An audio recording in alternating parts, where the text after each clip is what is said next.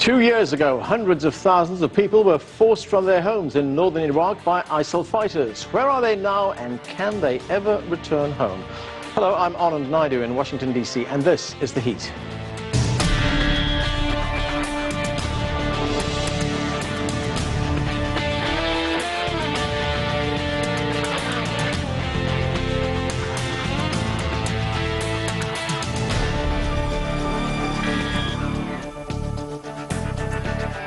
ISIL's massacre of the Yezidi people made headlines around the world. In August of 2014, as many as 400,000 Yezidis fled when ISIL fighters captured their town in northern Iraq. Thousands took refuge on nearby Mount Sinjar, while others fled to Turkey, Greece and Europe.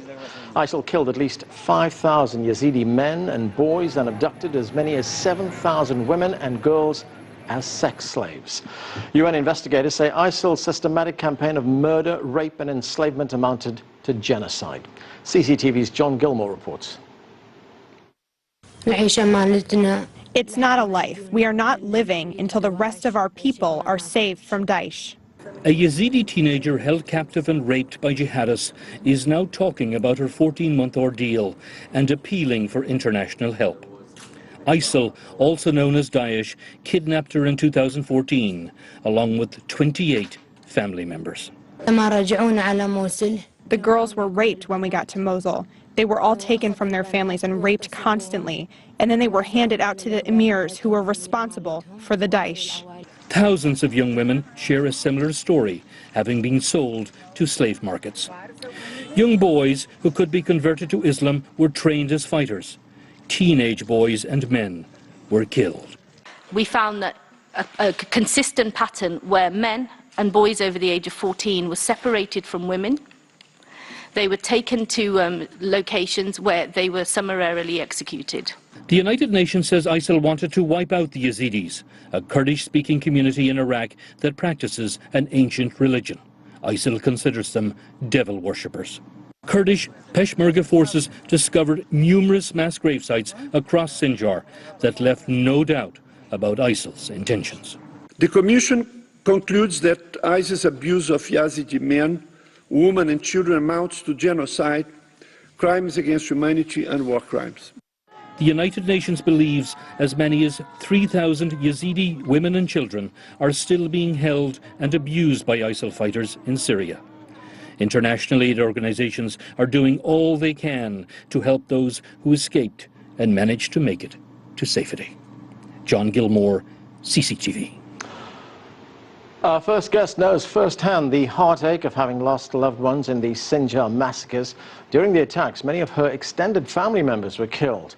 19 women and girls were kidnapped. She left Iraq as a young girl, but is helping her people as founder and executive director of the Free Yezidi Foundation. Pari Ibrahim, welcome to the show.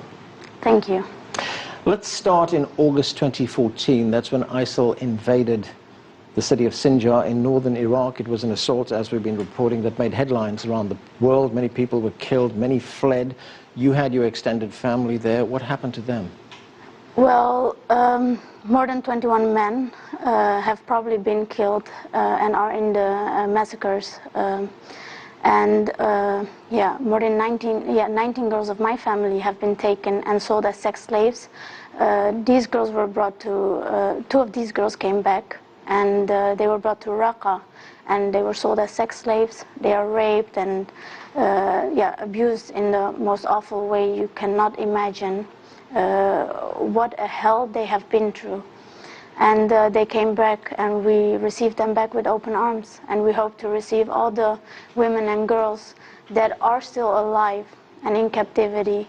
We hope that we can receive them with open arms. And Now, you say the men were probably killed. You've never been able to find out what happened to them, what their fate was? No, there's no connection at all. And what we have heard from eyewitnesses and girls that have returned is that the men were separated from the women and girls, and eventually they heard gunfires.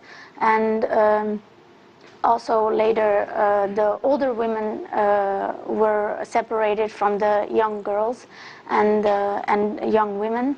And we have been told that the older women are in mass graves, and everything has to be still identified even after 2 years. There's no identification or anything of my family members or all the Yazidi community.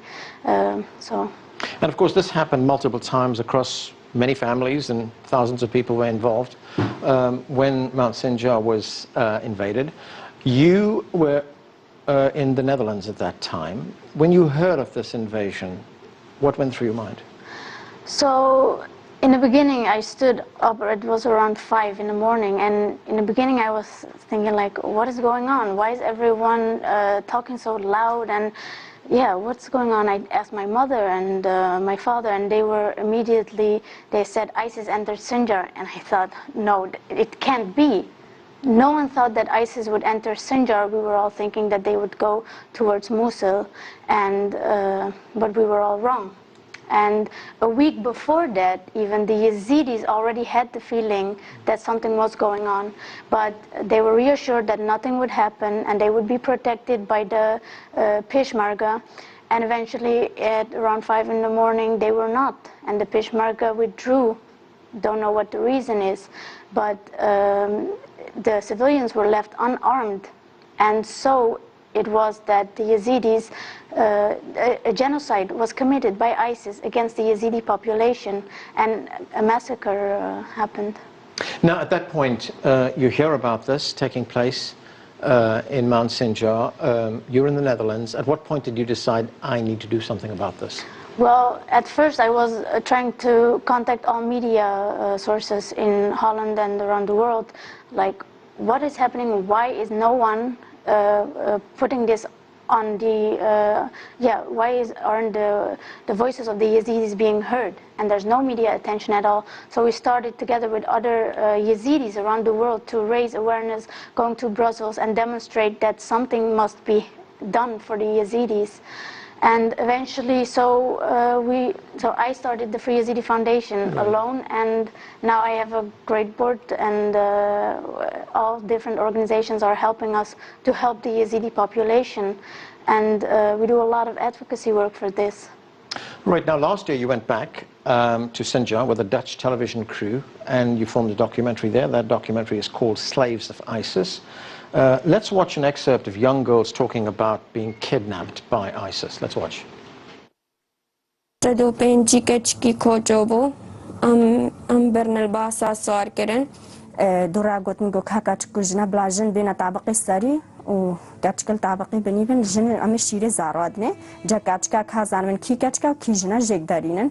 حاتم كنانيف مدى هرتق شارطاتن بينشتان بكيف خوش خورا اختارت كنو كاتشكت بره ما قوتا حراسكي ما قو هنيتشلو قنشما او بخده ويتا زواج وزواج مقو ليدان ملوادن وقو هاتي تشتي بيس ويبواقن هون التلبا دين ويلواقن.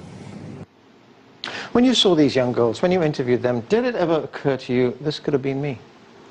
Yes, of course, because ISIS was systematically killing the Yazidis and taking the women as sex slaves. They even said it in their Dabiq number 4. They say, we wanted to eradicate the Yazidis because they are devil worshippers and non-believers. So yes, I am Yazidi. It could have been me if I lived there in Sinjar. Why did ISIS invade that part of Iraq? Was there some kind of strategic benefit in their battle to take that? What was the reason? So everyone is asking, why did Sinjar go to the Yazidis and why did they not go to Mosul? Right. We do not know what the reason is. Eventually we see that they got what they wanted. They wanted to eradicate the Yazidis, but thank to God, eventually America stood up and they started airstrikes against the ISIS. And so, together with the YPG and the PKK, they could open a corridor, and eventually all the Yazidis who were on top of the mountain could flee through the corridor to a safer place in Kurdistan. And how long did that take? Because the invasion took place in August of 2014, so at what stage was that, did they find relief? That was after many days. I think it was after 9 or 10 days, and then finally, but I mean, they were too late, of course. But if they did not act at that moment, much worse things could have happened, as if this is not worse. The girls are living in a hell. But I mean, like, at least now some Yazidis have been spared. Right, in the documentary you also spoke with an elderly woman who lived on the top of Mount Sinjar. Let's take a listen to what she had to say.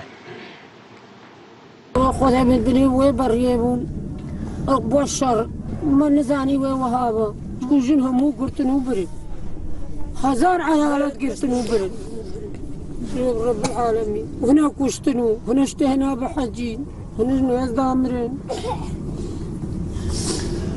نقدر داير باتشني باب خدا إيشاد الألباب منها هكذا جريام زي بحج. So you have thousands of people who abandoned their homes, fled the fighting, went onto Mount Sinjar to get refuge of some kind, like the lady who was talking there. What's happened to them? Have they been able to return to their homes? No, until now. So Sinjar is a province, right. And there is also a city called Sinjar right. within the province. They have liberated some areas and also the city of Sinjar, but until now ISIS is in Sinjar. And the Yazidis cannot go back home because everything is demolished. There's nothing left to live. And even ISIS has put in landmines in houses and on the roads so that if the Yazidis would return to their homes, they would be killed anyway. So I myself think, and I'm the executive director of the foundation, I think that even after 3 years, my people cannot go back to their homes. Because until now, after 2 years, ISIS is still in Sinjar. Until now, more than 3,200 women and girls are still in captivity and not rescued. And how are these families going back? They have nothing anymore, and they have nothing in Sinjar. So we have to, as Yazidi-led organizations, try to get justice, try to rebuild the community from the ground up, and this is so difficult. And the Yazidis don't trust a lot of people anymore because even their neighbors betrayed them. Some of their neighbors, like teachers of their children, became ISIS fighters as soon as ISIS entered Sinjar. So how are you going to bring the Yazidis back if you cannot provide them with safety and a future, right, and hope to a good future? As you say, it's very difficult. So in Sinjar itself, in the town or the city, ISIS fighters are there and they are able to move around freely? Is there no resistance at all? There is now, at the moment, there is resistance, but they're not getting any further. We know that there is a plan to take over Mosul. They say that if they take over Mosul, then they can take over Sinjar. But even when taking over Mosul, we have to be careful that there are people who are innocent inside of Mosul. I'm also talking about these 3,200 women and girls and children who are inside of Mosul or, for example, Raqqa. Okay, I want to play you another quick clip of your documentary. This is a young Yazidi girl talking. Let's watch. همو ايتيماينا بس كتاكي مساعدة مانا كريا وكتاك مساعدة ماناكا هتانوها كتاك نهات يا باما نقول كمي مساعدة كيش ورقن ونت كتاك نهات يا باما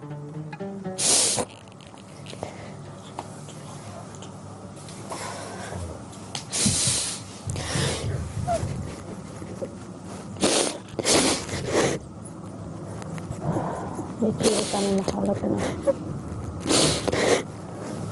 أجيبكم محاولكم هاريكا يا بابكم باش.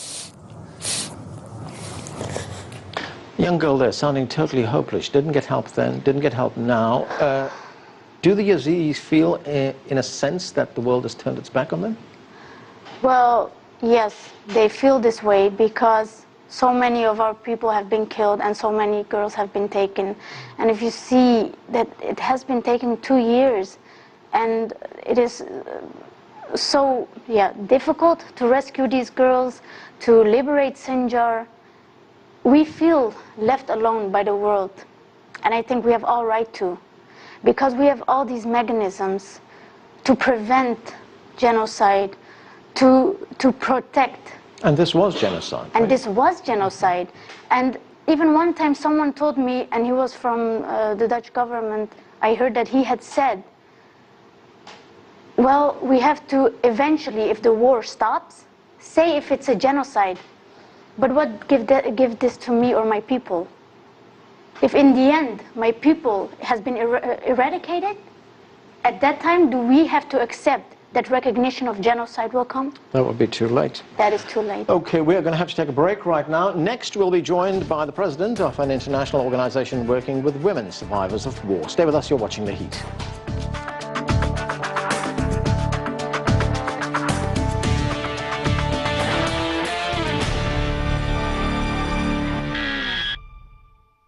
Well, welcome back to The Heat. We're discussing the plight of Iraq's Yazidi people who were slaughtered by ISIL in 2014. Joining us now is Laurie Adams. She's the president for Women to Women International and a gender rights advocate. Also with us, staying with us, is Pari Ibrahim, the founder of the Free Yazidi Foundation. Thanks to both of you. Laurie, let me start with you. You and your organization have worked with survivors of wars. When you look at this particular case among the Yazidis here, what are the unique challenges that they face? Well, I think, as you've just been discussing, the Yezidi people actually faced an absolute genocide. That's similar to our situation that we had in Rwanda, where the people we worked with also were survivors of a genocide. There are other forms of terrible violence that aren't genocide, but I do think that the Yazidi people and their experience of genocide, it makes that a case that's an important part of that case. Now, we were founded after the Bosnian rape camps by an Iraqi survivor of violence herself, who felt absolutely compelled to do something. And I think in this video that we've just seen and what Pari's been talking about, the experience that people feel desperately alone without any recourse, particularly if they're a minority ethnic group that has been experiencing genocide, the feeling that nobody cares. And Women for Women was founded to say, that's not the case. There are people all over the world that care. We have supporters in 120 countries, more than 300,000 supporters who support more than 447,000 women to say, we are here, we care, and we provide an opportunity for people to say, I want to make a difference, I want to bring about change. So the Yazidi plight is a particularly critically important one right now, and we've started in the last year. We're lucky to found the Free Yazidi Foundation doing this excellent work, and so partnered with them to say, we have absolutely got to speak out as citizens of a global community to say this is unacceptable, and we want to help. Pari, you testified at the United Nations before a hearing there. That was in Geneva. Let's listen to part of your testimony. In 1942, in the Declaration of United Nations, and after the World War II, the United Nations was founded, and you promised that these things will never happen again. You all agreed to the agreements to defend life, liberty, independence, religious freedom, and to preserve human rights and justice in all lands. And that you are now engaged in a common struggle against savage and brutal forces seeking to subjugate the world. Then may I ask, all of you, why did this happen, genocide upon the Yazidi people? And why is it still happening? So you posed the question there right at the end, why is it still happening? Did you get an answer to that? No, and I think until now we did not get an answer because the UN Security Council could refer the Yazidi genocide case to the International Criminal Court, and until now they did not do it.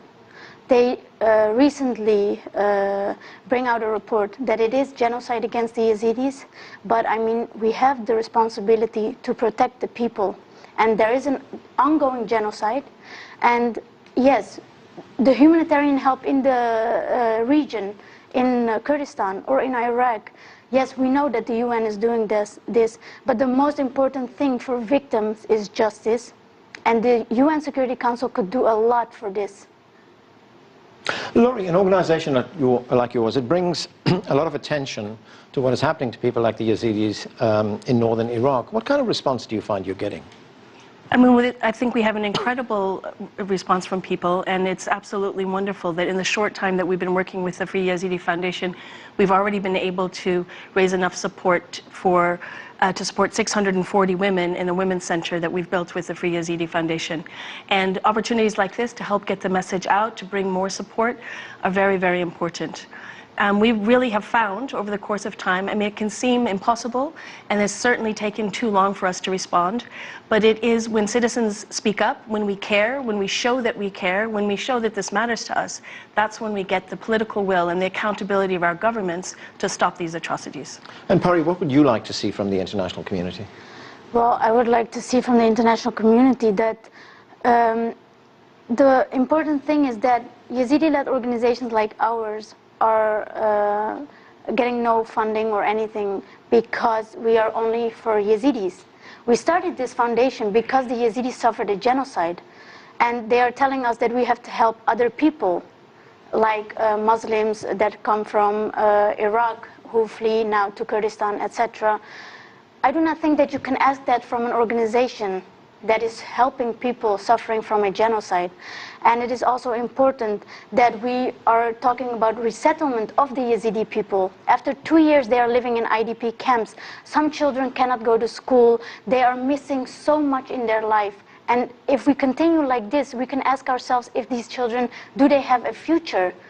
So I think resettlement in America or Europe is a big question, that we want resettlement for these people who want to go towards Europe for a better future if they cannot have it in Kurdistan. So Laurie, an organization like yours, on the one hand, you bring awareness to a major crisis. On the other hand, you have to deal with that crisis yourself. And as Pari has been telling us, a lot of this among the Yazidis involved sexual violence. So what is the most important need that people what is the important thing that needs to be addressed among people who've been subject to this kind of violence? Well, one of the unique things, I mean, of course, men are killed, women are violated, women are killed. So, but one of the particular things that comes with rape, because of the way that we've all been raised, is the shame. The absolute feeling that you somehow brought this on yourself, that your society and your community will not accept you.